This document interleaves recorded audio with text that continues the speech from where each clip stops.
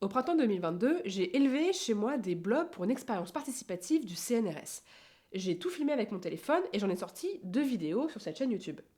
Une première sur le contexte de l'expérience et pourquoi je participais, et une deuxième où on a reçu le blob, on l'a réveillé, on l'a nourri et on a préparé tout le matériel pour l'expérience. Et puis, plus rien. Pourtant, j'ai bien filmé toute la fin de l'expérience. J'ai juste jamais pris le temps de vous la raconter. Alors 4 ans après, je me dis que c'est le moment d'aller au bout de cette histoire. Parce que c'est pas tous les jours qu'on devient une scientifique en herbe et qu'on collecte des données pour des chercheuses du CNRS. Et c'était quand même vachement chouette. Alors j'ai repris les rushs de 2022 avec ma tête et ma façon de filmer de l'époque, j'ai monté tout ça et j'en ai fait une vidéo. J'espère que ça vous plaira, mieux vaut tard que jamais. Petit rappel de où on en était. On avait reçu les blobs desséchés par la poste, on les avait réhydratés pour les réveiller, nourris avec des flocons d'avoine, préparé toutes les boîtes de pétri, on avait le matériel et il fallait commencer l'expérience. Le but, c'est de simuler des vagues de chaleur pour savoir quel serait l'impact du réchauffement climatique sur ces espèces de blobs. Alors, comme c'est une expérience scientifique, il y a un groupe qui subit les vagues de chaleur et un groupe contrôle ou groupe témoin qui, lui, ne subit rien.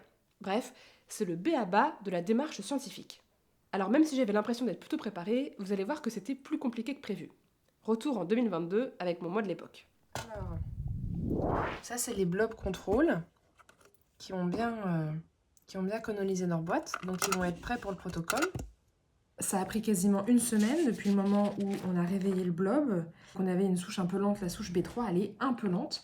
Donc là, forcément, après la phase de réveil et de croissance, il y a le protocole qui arrive tout de suite. Allez, on va faire le protocole numéro 9. Alors avant de commencer véritablement l'expérience sur les blobs, qui sont désormais bien réveillés, il a fallu préparer toutes les boîtes de pétri avec leur nid de gélose.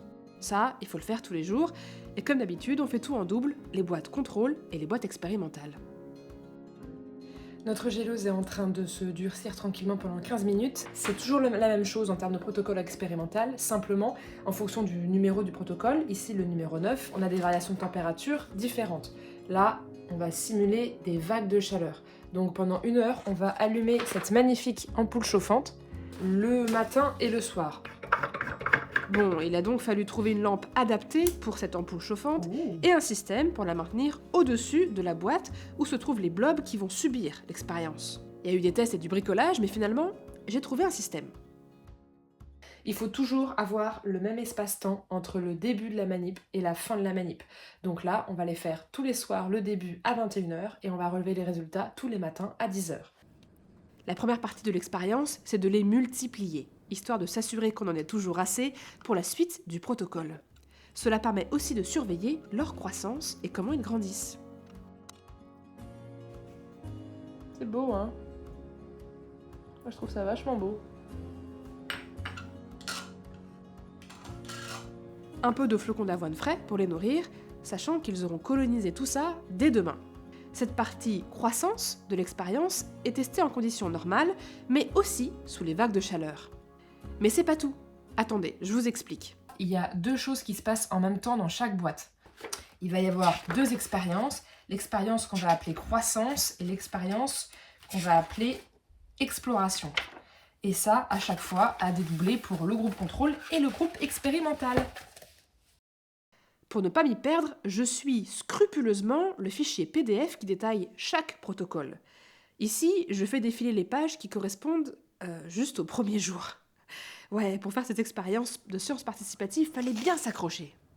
J'espère que je ne vous ai pas encore perdu. L'expérience croissance, c'est fait, ils ont été nourris. Et maintenant, Prête pour l'expérience exploration, où il va falloir donc découper à l'emporte-pièce 2 bouts de chaque blob et les basculer dans 2 boîtes de pétri en mettant le petit bout au milieu de la boîte pour voir comment il explore. On utilise à nouveau ce bouchon d'orangina qui nous aura bien servi. Ça fait un petit bruit. Nickel. une mise en place un peu longue, sauf que tous les jours, pendant 6 jours, il a fallu la répéter, en double. Donc on va voir avec l'expérience croissance et l'expérience exploration si les vagues de chaleur vont avoir un effet. Et c'est pour ça qu'on va tout de suite aller leur imposer leur première vague de chaleur, donc J1 Ici, notre pièce, elle fait moins de 23 degrés, donc il faut qu'on fasse 30 degrés pendant 1 heure et ensuite à température ambiante. Il fait 20 degrés 9. Ça va chauffer suffisamment pour atteindre les 30 degrés. On laisse ça 1 heure. Alors le temps que je fasse ma vaisselle et que la nuit passe, retour en 2026. 4 ans après, je me souviens encore de la rigueur nécessaire pour suivre ce protocole expérimental au quotidien. Il fallait tout noter et faire la même chose à l'identique chaque jour. Après, c'est sûr que c'est une très bonne plongée dans la démarche scientifique. Bon, je vous laisse avec le lendemain où on a les résultats de l'expérience croissance et exploration. Alors voilà comment ils sont présentés sous la boîte. Ils sont donc par colonne. Il y a donc la colonne de l'expérience croissance et la colonne des expériences exploration.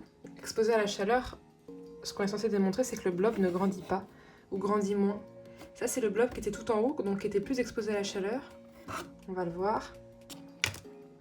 Donc en termes de taille, le blob, 1, 2, 3, 4 cm. Voilà. Et si on compare à celui qui est tout en dessous de la pile, donc qui a été le moins exposé à la chaleur, on va le démarrer à 10, 10 jusqu'à 15. Ah non, pas tant, hein. On est sur la même grandeur en fait.